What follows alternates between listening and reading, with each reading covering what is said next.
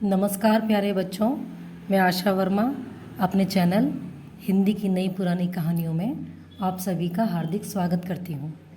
बच्चों, आज जो कहानी मैं आप लोगों को पढ़कर सुनाने जा रही हूँ उसका शीर्षक है काकी।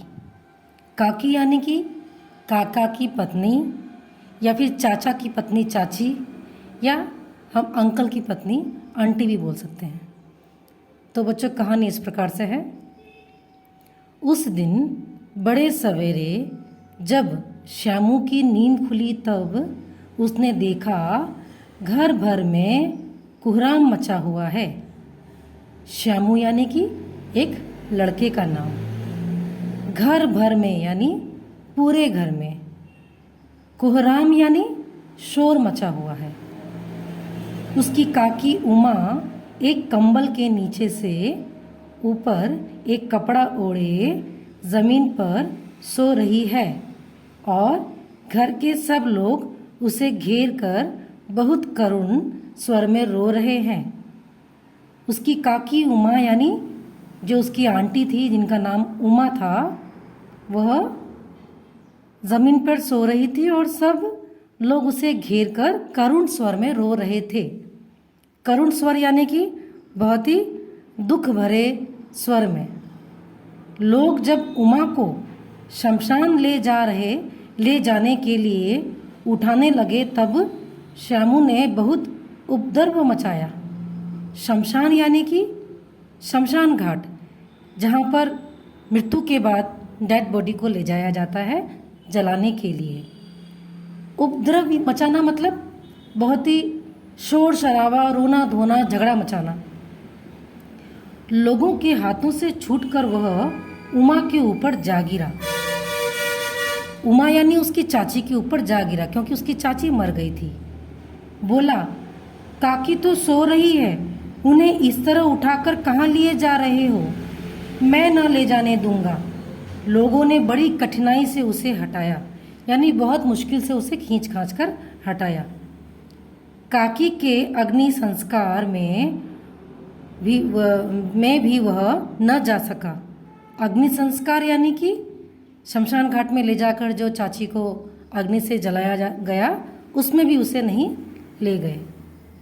एक दासी राम राम करके उसे घर पर ही संभाले रही। दासी यानी कि घर पर काम करने वाली नौकरानी उसे घर पर ही संभाल कर रख रही थी। यद्यपि बुद्धिमान गुरुजनों ने उसे विश्वास दिलाया कि उसकी काकी उसके मामा के यहाँ गई है, परंतु असत्य के पर्दे में सत्य बहुत समय तक छिपा न रह सका। यद्यपि यानी कि जबकि, बुद्धिमान गुरुजनों यानी कि टीचर समान बुद्धिमान लोगों ने उसे समझाया कि उसकी काकी उसके मामा के यहाँ गई है।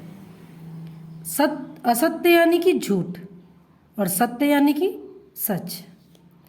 आसपास के अन्य नादान बालकों के मुंह से ही वह प्रकट हो गया। यानी नादान बालकों यानी कि मासूम, नासमझ, भोले भाले बच्चों के मुंह से आखिर निकल ही गया कि उसकी चाची मर गई है। यह बात उससे छिपी न रह सकी कि काकी और कहीं नहीं ऊपर रामा के यहाँ गई है। काकी के लिए कई दिन लगातार रोते रोते उसका रुदन यानी कि रोना धोना तो धीरे धीरे शांत हो गया, पर शोक शांत न हो सका। शोक यानी कि दुख। जिस तरह वर्षा के बाद 1-2 दिन में पृथ्वी के ऊपर का पानी गायब हो जाता है, परंतु बहुत भीतर तक उसकी नमी बहुत दिनों तक बनी रहती है, उसी प्रकार वह शोक उसके हृदय में जाकर बस गया। भीतर तक नमी बनी रहना यानी कि वर्षा के बाद ज़मीन ऊपर से सूखने के बाद भी अंदर तक बहुत दिनों तक हल्का गीलापन रहता है, वैसे ही वह जो बालक था उसके अंदर का दुख भी वैसे ही था। वह प्राय अकेले बैठा बैठा खाली मन में आकाश की ओर ताका करता। प्राय यानी कि हर समय, ताका करता यानी कि देखता रहता। एक दिन उसने ऊपर एक पतंग उड़ती देखी। पतंग यानी कि ऊपर उड़ने वाली, जिससे बच्चे खेलते हैं, काइट। न जाने क्या सोचकर उसका हृदय एकदम खिल उठा। हृदय खिल उठना यानी कि उसके मन में एक बहुत खुशी जाग गई, वो बहुत खुश हो गया। विश्वेश्वर के पास जाकर बोला, काका मुझे एक पतंग मंगा दो। विश्वेश्वर किसका नाम था? उसके काका जी का नाम था। पत्नी की मृत्यु के बाद से विश्वेश्वर बहुत अनमने से रहते थे। अनमने यानी कि उन्हें कुछ अच्छा नहीं लगता था, थोड़े चिड़चिड़े से रहते थे।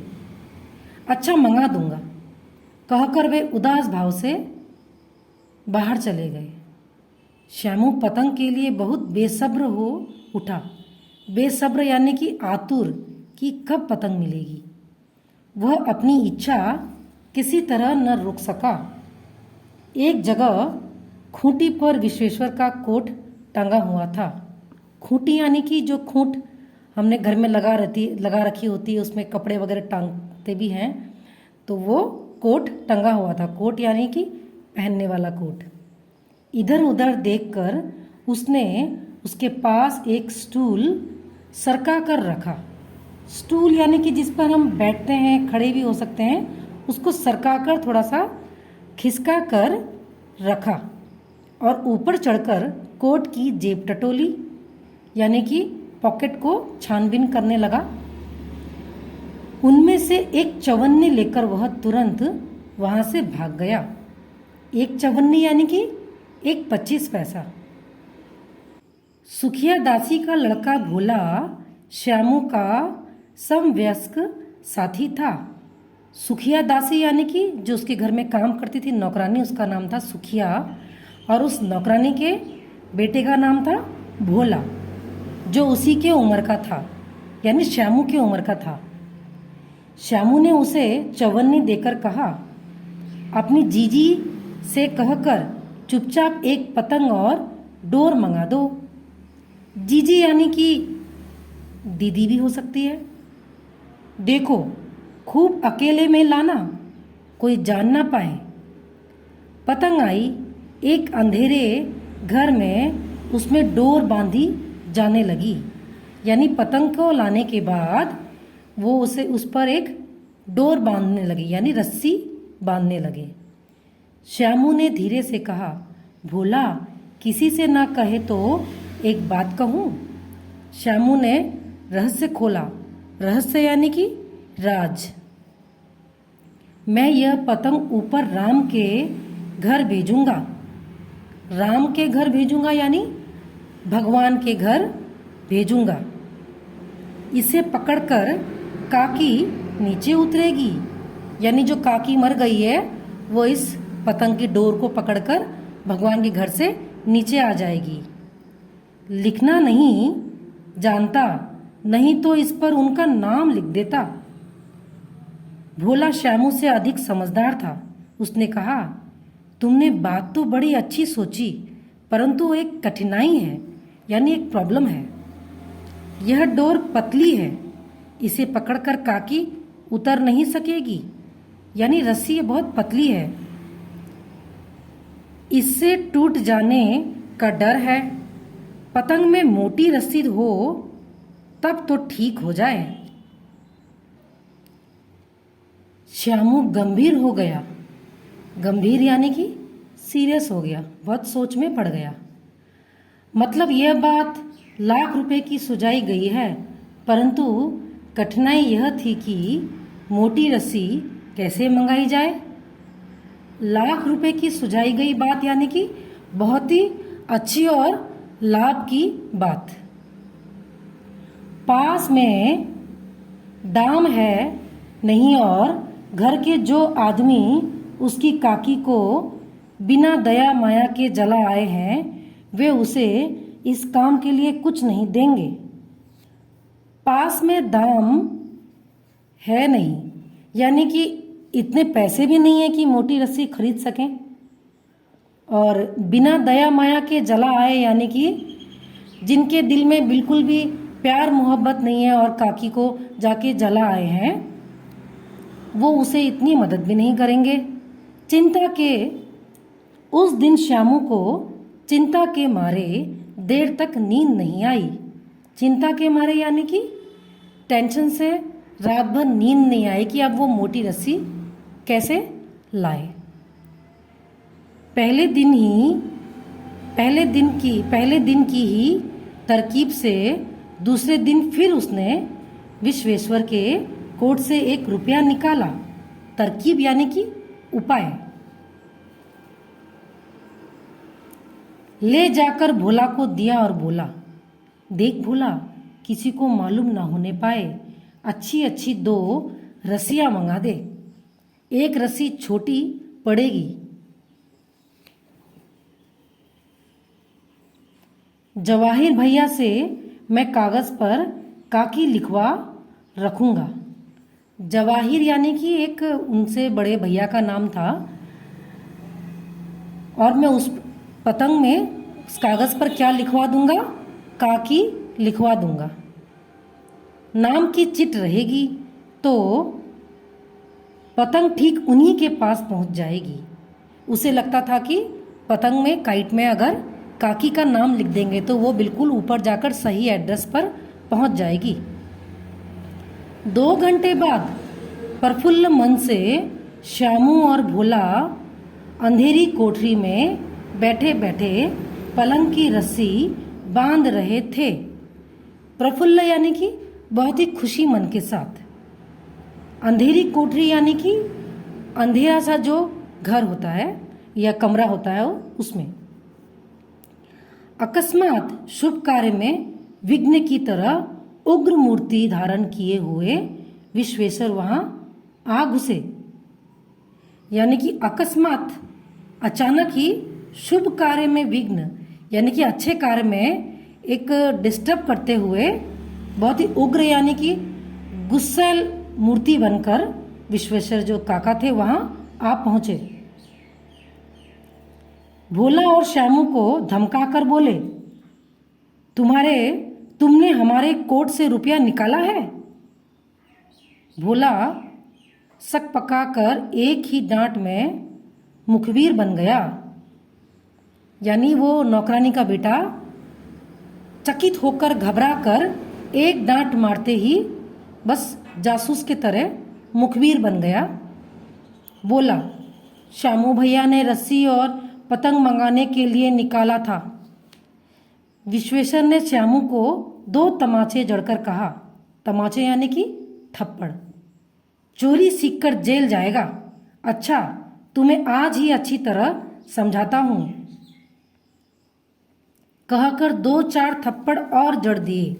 जड़कर पतंग फाड़ दी। जड़कर यानी कि 2-4 थप्पड़ और मारकर। अब रस्सियों की ओर देखकर उन्होंने पूछा, ये किसने मंगाई? भोला ने कहा, उन्होंने मंगाई थी। कहते थे इससे पतंग तान कर काकी को राम के यहाँ से नीचे उतारेंगे। तान कर यानी कि खींच कर। विश्वेश्वर एक क्षण के लिए हतबुद्धि होकर खड़े हो गए। क्षण यानी कि 1 सेकंड के लिए, 1 पल के लिए। हतबुद्धि यानी कि जिसकी बुद्धि नष्ट हो जाए, जिसकी बुद्धि कोई काम ना करे, कुछ सोच ना सके। उन्होंने फटी हुई पतंग उठाकर देखी। उस पर एक कागज चिपका था जिस पर लिखा हुआ था काकी। तो बच्चों, ये कहानी यहीं ख़त्म होती है। इसके लेखक का नाम है सिया राम शरण गुप्त। तो बच्चों, इस कहानी से हम ये सीख ले सकते हैं कि बच्चे बहुत ही भोले भाले नादान होते हैं और भावनात्मक रूप से वो बहुत मासूम होते हैं। और जब उनके घर में उनके कोई बड़े बुजुर्ग गुजर जाते हैं तो उनसे सहन नहीं होता। उन्हें लगता है कि वो मरे नहीं हैं, अभी भी वापस आ जाएंगे। ऐसे में हमें उन बच्चों को बहुत ही प्यार के साथ उन्हें समझाकर, उन्हें संभाल कर रखना चाहिए और उन पर कभी भी उनकी बातों पर गुस्सा नहीं करना चाहिए। तो बच्चों, अगर आपको ये कहानी अच्छी लगती है तो इसे अपने दोस्तों के साथ शेयर करें और इसे लाइक करें। धन्यवाद।